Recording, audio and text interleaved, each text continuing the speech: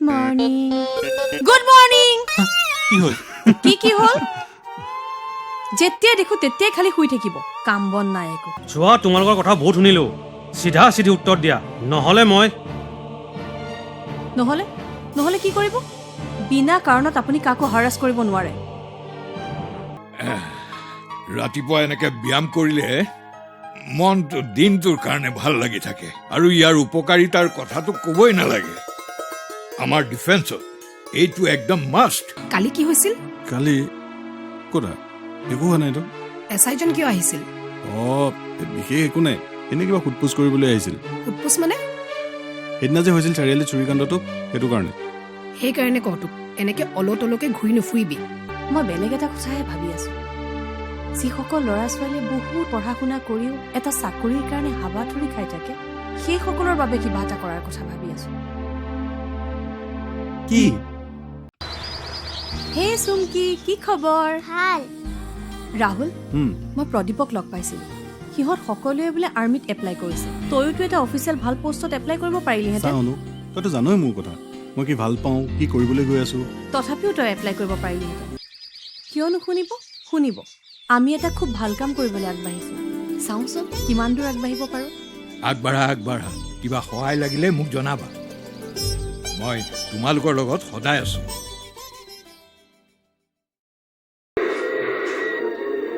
Inspector Ranjit here Ranjit Sandeep बोल रहा हूँ अभी भी जख्मी लाया गया है बहुत सीरियस कंडीशन में है गांजे चरस के रैकेट का विक्टिम है रिंग रोड पर है ना वहाँ धंधा चल रहा है কমলে ক'লে বোলে প্ৰদীপত আৰ্মিৰ ভৰ্তিৰ কাৰণে চিলেক্ট হৈছে তই অফিচিয়েল পোষ্টৰ কাৰণে এপ্লাই কৰা নাছিলি নেকি নাছিলো কি এটা কথা কচোন তই কি কৰিম বুলি ভাবিছ নাজানো মই একো ভবা নাই মোৰ আৰু ভনীয়াৰৰ জহত গোটেই জীৱনটো বহি বহি খাম বুলি ভাবিছ নহয় দেউতা এইবোৰ কথা নকবাচোন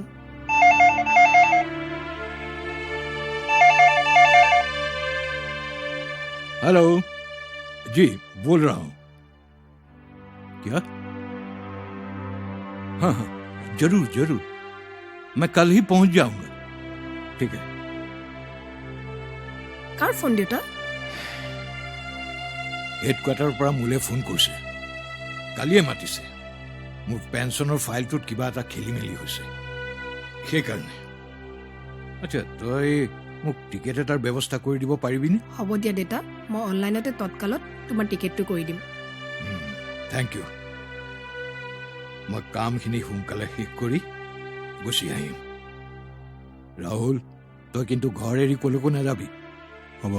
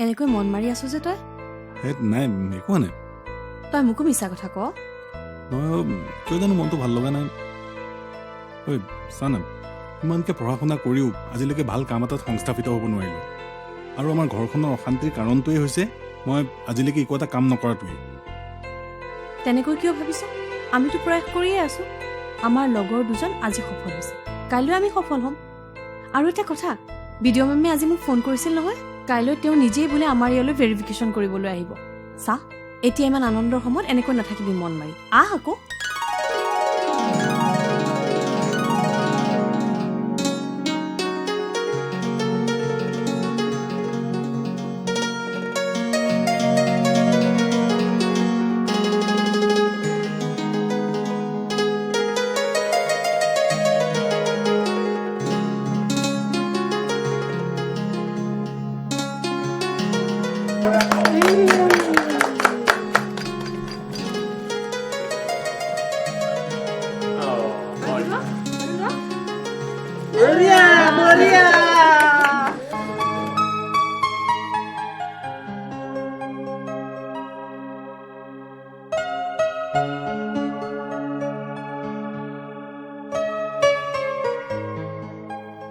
মেম আপোনাক দেখুৱালোঁ যে সেই মূৰৰ পৰা আমি ইয়ালৈকে খেতি কৰিম বুলি ভাবিছোঁ আৰু প্ৰথমতে আমি ড্ৰেগন ফল অমিতা আৰু কাজি নেমু খেতিৰে আৰম্ভ কৰিম বুলি ভাবিছোঁ ঠিক আছে, ইয়াৰ নথি পত্ৰবোৰ। অঁ আছে মেম মেম, এই ফাইলটোতে সকলোবোৰ কাগজ আছে।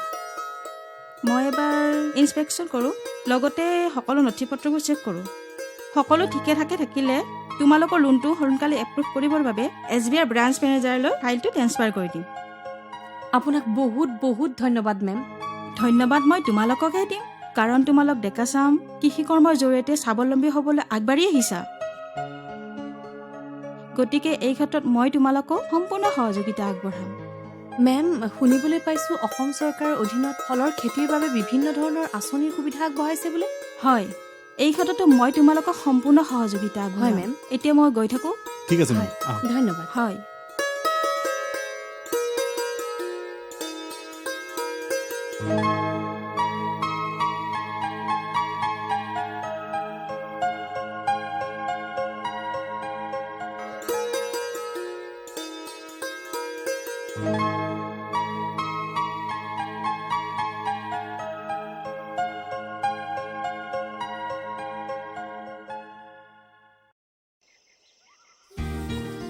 আমাৰ লোনটো এপ্ৰুভ হ'ব যেন লাগিছেনে বাৰু? কিয় নহ'ব আমাৰচোন সকলো নথি পত্ৰ ঠিকেই আছে অঁ আচ্ছা এই এগ্ৰিকালচাৰ এক্সটেনশ্যন অফিচৰ পৰা কিবা খবৰ আহিছেনে বাৰু নাই, 2 এদিনতে খবৰ দিম বুলি কৈছে। সেইদিনা ছাৰজনে লগ পালে নহয়, আমাৰ কাম দেখি সকলোকে প্ৰশংসা কৰিছে আৰু তেওঁ এইটোও কৈছে যে যথোপযুক্ত সহায় আমাক আগবঢ়াব।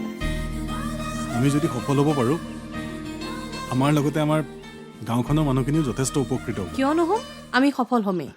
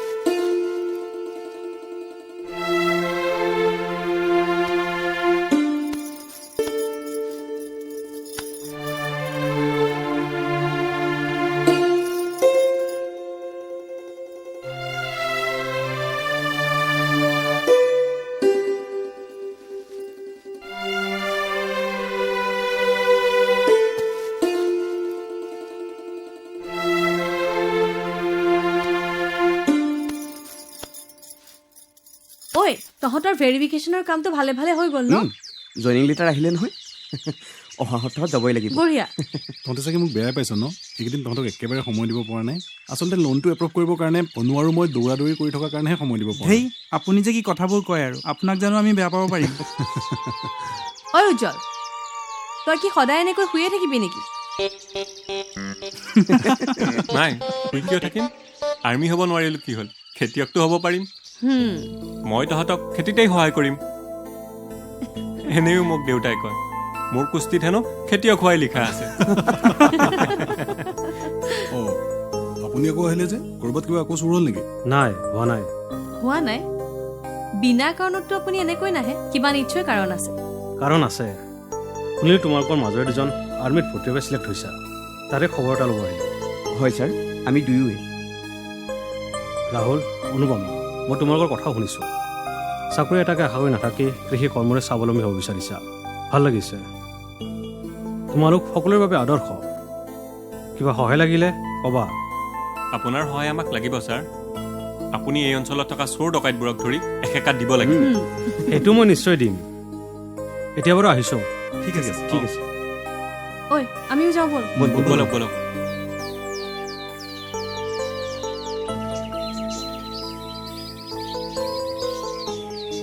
অনুবা, ক'ৰবালৈ যোৱা? প্ৰদীপহঁতৰ খবৰ এটা লৈ আহিলোঁ। সিহঁতৰ জইনিঙৰ সময় হ'লেই নহয়। ইহঁত দুজনৰ সফলতাই কিন্তু সঁচাকৈ গাঁওখনলৈ আনন্দৰ জোৱাৰ আনিছে। গাঁওখনৰ অইন ল'ৰা ছোৱালীবোৰেও কৰ্মমুখী হ'বলৈ অনুপ্ৰাণিত হৈছে। আজি ASI আহিছিলে নহয়, ইহঁতৰ খবৰটো শুনি খুব প্ৰশংসা কৰিছে। বা ইহঁতৰ লগতে কিন্তু আপুনিও প্ৰশংসাৰ যোগ্য। আপোনাৰ অনুপ্ৰেৰণাতে আমাৰ ডেকাহঁত কৰ্মমুখী হৈছে। আপুনি নিজৰ লগতে আন 10জনৰ কথাও চিন্তা কৰে। মই মোৰ দৰে আন 10জন স্বাৱলম্বী হোৱাৰ প্ৰয়াস কৰিছোঁ মাথো। দাদা আৰু আপুনি যে লোনটো এপ্লাই কৰিছিলে, কামখিনি আগবাঢ়িলে নে? এইকেইদিনতে খবৰ দিয়াৰ কথা আছে। অনুবা, মই বিচাৰোঁ আপুনি আৰু দাদা যেন সদায় এনেদৰে মিলি থাকে।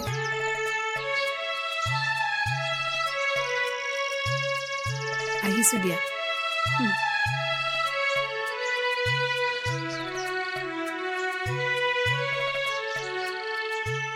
প্ৰদীপ আৰু প্ৰণৱ আৰ্মিত ভৰ্তি হোৱাৰ খবৰটোৱে গাঁওখনলৈ এক নতুন আশাৰ ৰেঙনি আনিলে।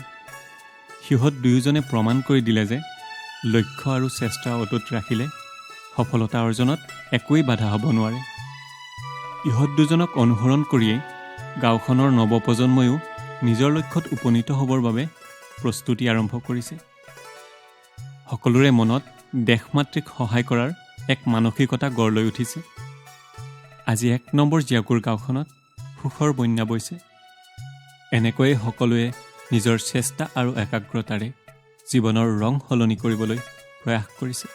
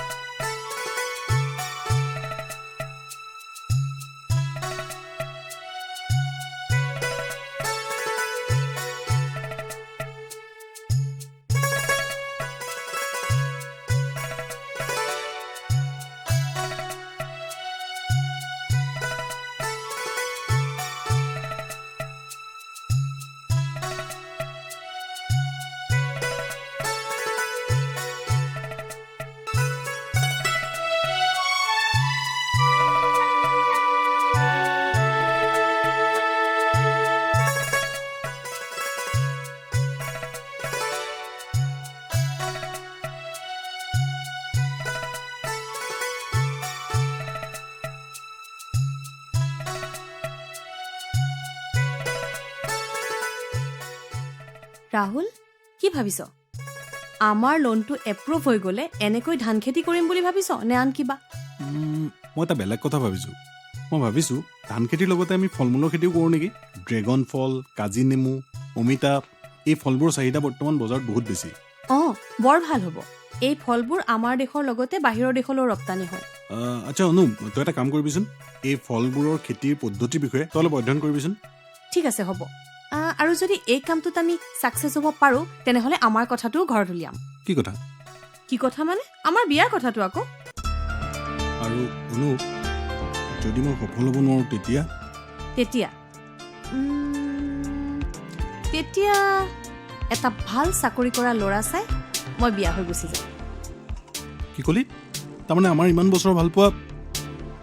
হ'ব দে, তই আজিয়ে যা, মই অকলে থাকিম। তাৰ ঠেহটো চা। হ'ব যা, তই ভালকৈ জান এবাৰ ধৰিছোঁ যেতিয়া আৰু 7টা জনমলৈ তোক এৰিবলৈ নাই। এতিয়া বল। বল, কিন্তু কৈ থলো আজি পৰা দ্বিতীয়বাৰ কিন্তু এইবোৰ কথা নকবি।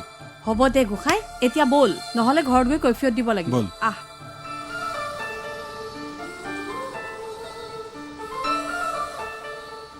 মেম, আমি এইখিনি মাটিয়ে লিজত লৈ খেতিখিনি আৰম্ভ কৰিম বুলি ভাবিছোঁ। আচ্ছা, কিমান মাটি আছে?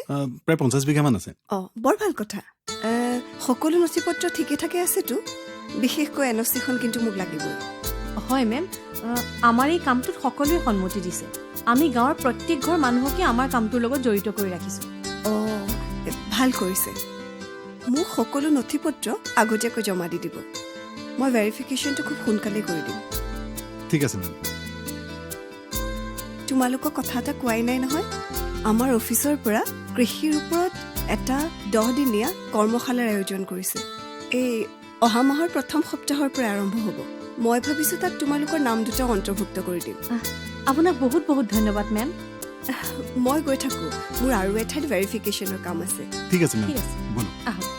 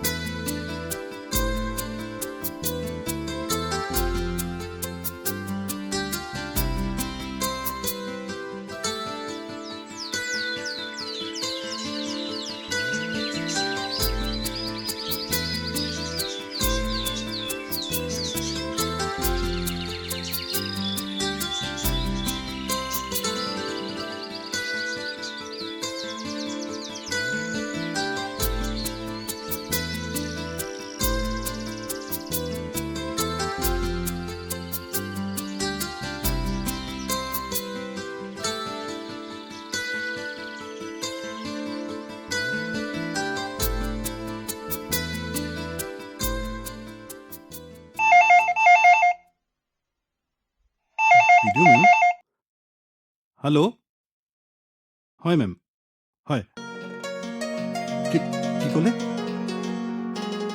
আমাৰ লোনটো এপ্ৰুভ হৈছে থেংক ইউ মেম হয় হয় হয় thank you so' much ma'am ঠিক আছে হয় ৰাখিছোঁ থেংক ইউ দাদা চাহ লওক বিদিশা ভিডিঅ' মেমে ফোন কৰিছিলে আমাৰ লোনটো এপ্ৰুভ হৈছে বোলে এনেকুৱা লাগিছে আমাৰ যেন সপোনটো পূৰণ হ'বলৈ গৈ আছে ঐ মই এতিয়া চাহ নাখাওঁ অনুপমাক খবৰটো দি আহোঁগৈ তই হেৰি কৰিবি দেউতাক খবৰটো দিবিচোন দেই ঠিক আছে হ'ব দে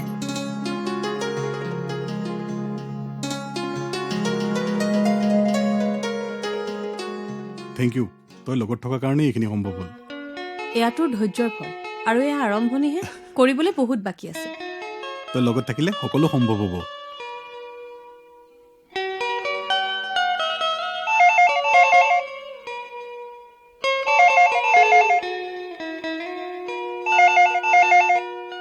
কি হ'ল ঘৰ আকৌ ফোনটো হেল্ল' দেউতা বিদিশাই মোক ফোন কৰিছিল বুজিছ ক'লে তহঁতৰ লোনটো এপ্ৰুভ হৈছে অঁ ভিডিঅ' মেমে ফোন কৰি জনালে এই পিছৰ কামখিনি নিয়াৰিকৈ আৰু ভালকৈ কৰিবি মই গৈ তহঁতৰ লগত খেতিত লাগি দিম বুজিছ এতিয়া থওঁ ঠিক আছে দেউতা ৰাখিছোঁ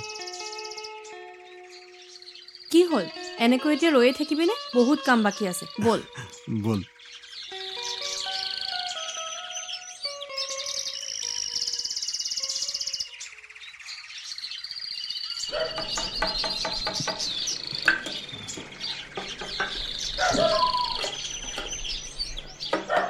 ঐ ৰাম, তই আজি ইমান সোনকালে উঠিলি যে আৰু এইবোৰ কি কৰি আছ অভ্যাসটো অলপ সলনি কৰোঁ বুলি ভাবিছোঁ দেউতা সুযোগ এটা পাইছোঁ যিহেতু হেৰুৱাব বিচৰা নাই আজি তোক এনেকে দেখি সঁচাকে মোৰ বুকুখন আজি গৰ্বৰে ফুলি উঠিছে দেউতা মই চাগে তোমালোকক বহুত দুখ দিছোঁ ন নাই আচলতে ভুল মোৰেই হৈছিল বুজিছ চৰকাৰী চাকৰিটোকে জীৱনৰ উৎস বুলি ভাবি মই আচলতে ভুল কৰিছিলোঁ কিন্তু অনুপমা আৰু তই মোৰ সেই ভুল ভাঙি দিলি আচ্ছা এতিয়া কচোন প্ৰথমতে তহঁতে কিহৰ খেতি কৰিবি অঁ আমি প্ৰথমতে কাজি নেমু অমিতা আৰু ড্ৰেগন ফলৰ খেতি কৰিম বুলি ভাবিছোঁ আৰু অনুপমাই এই খেতিসমূহৰ বিষয়ে অধ্যয়ন কৰি আছে বঢ়িয়া আজিৰ পৰা ময়ো তহঁতৰ লগত খেতি কৰিবলৈ যাম তুমি নালাগে নেকি দেউতা তুমি ঘৰতে ৰেষ্ট কৰা ঐ তই মোক বুঢ়া হোৱা বুলি ভাবিছ নেকি এতিয়াও তোতকৈ মই বেছি কাম কৰিব পৰা হৈ আছো বুজিছ ঠিক আছে ব'লা তেনেহ'লে বল মাজনী এই ৰাহুল আৰু মই পথাৰলৈ যাওঁ তই আমাৰ চাহখিনি লৈ আহিবি হ'ব দেউতা মই লৈ গৈ আছো বল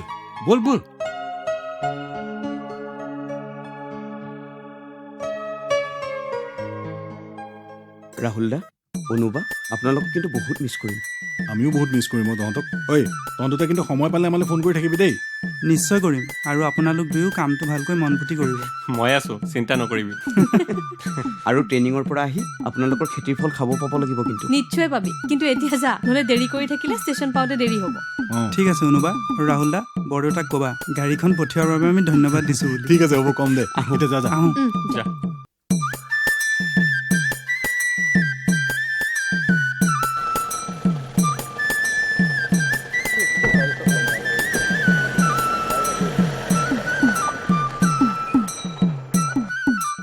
ৰাহুল দা অনুবা মই আহোঁ দেই যা অনু ব'ল আমিও আমাৰ সপোনৰ পথাৰখনত কৰ্মজীৱনৰ পাতনি মেলোঁ ব'ল ব'ল